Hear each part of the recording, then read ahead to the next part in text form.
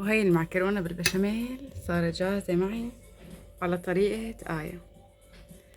وهذا الصحن الصغير الكيوت لبنتي حبيبة قلبي، ليك هي عم تستناني بس لأسكب لها، عفوا لطعميها. شايفين محلاها؟ طبعا رح دوق. ماما بتضربني ضدي. هي رح دوقها معكم. حبايبي شو اخباركم؟ اليوم جاي على بالي معكرونة بالبشاميل. طبعا غراضة مو كاملة عندي، بس بدي اعملها. يعني سندرة ما عندي، بصبر ما عندي، بس عندي اهم مكونين هن المعكرونة شو كمان والحليب. فبدي ساويها بس معكرونة بصوص البشاميل. يلا تابعوا معي. هاي على النار، هاي نزلنا عليهم بمعلقة ملح، وهي تقريبا معلقة زيت، دي كيلين حليب، وهي البهارات لصوص البشاميل. طبعا ما بدنا ننسى الطحينات اهم شي، ومعلقتين زبدة ما راح صورهم. تمام، انتم بتضيفوا معلقتين زبدة نحمص فيهم الطحين. هلا بتشوفوا معي. عنا بهارات البشاميل، بحط معها انا تقريبا معلقة كبيرة ماجي، معلقة صغيرة ملح، معلقة صغيرة بهارات دجاج، نص معلقة فلفل هاي شايفينها، وهي معلقة ونص تقريبا اوريجانو. وهي المعكرونات تقريبا عندي نص كيس معكرونة. بدنا نسلقه هلا، وهلا تابعوا الخطوات معي. يلا غليت المي معي، رح نزل عليهم نص كيلو معكرونة. تمام، يعني هي معكرونة الزنقات، معكرونة بصوص البشاميل فقط. يعني ما رح نحط شقوان على وشها ولا رح ادخلها للفرن، لانه اجت على بالي فجأة وما عندي بقية غراضة، فما رح استنى لأقوم والله روح اجيب غراضة. هلا بتركها لتستوي. يلا بشوفكم. سويت المعكرونة معي. يلا هلا بنفضيها بالمصفاية ونبلش بالصوص البشاميل. طيب فضيت المعكرونة، هلا بدي معلقتين زبدة.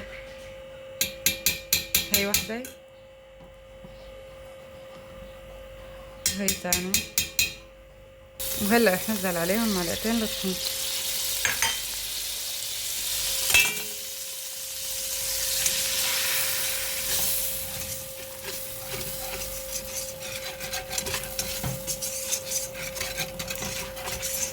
هلا نحمصهم شوي بحيث بس تروح طعمة الطحين. هدينا الغاز عليهم.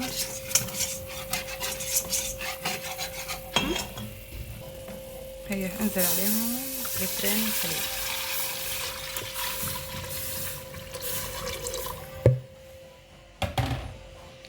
وهي رح نرجع نقوي الغاز.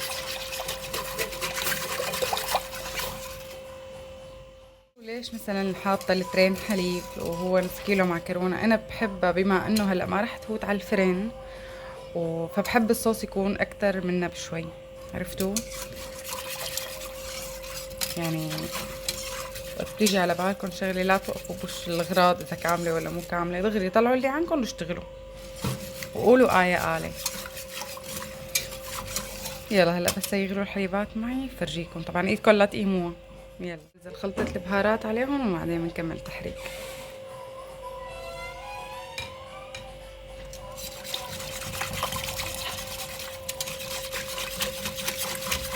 ليكوا ذوقوا نفس الخلطة اللي انا عملتها واعطوني رأيكم فيها، انا كتير بحبها. يلا برجع لكم. هلا البشاميل معي، هلا بدي انزل المعكرونة عليه. يلا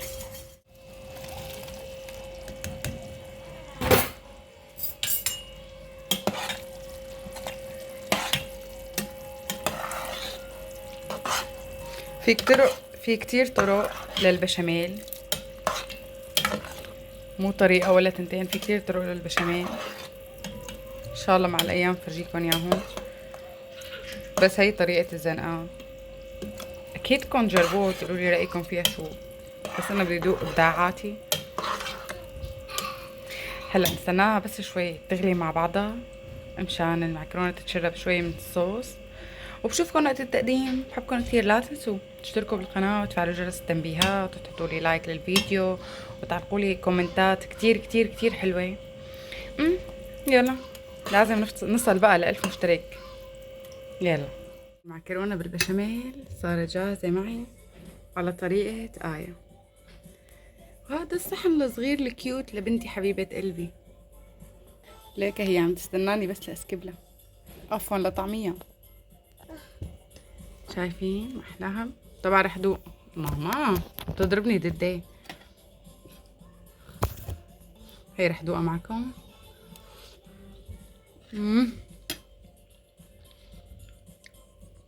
والله ولا غلطة، جربوها واعطوني رأيكم فيها. ماما شو؟ قولي لهم لا تنسوا تحطوا لها لماما لايك وتشتركوا عندها بالقناة. مو هايدي؟ هي عيونها. يلا بشوفكم فيديو جديد، بحبكم خيرات الله، بشوفكم بالفيديو القادم ان شاء الله. سلام.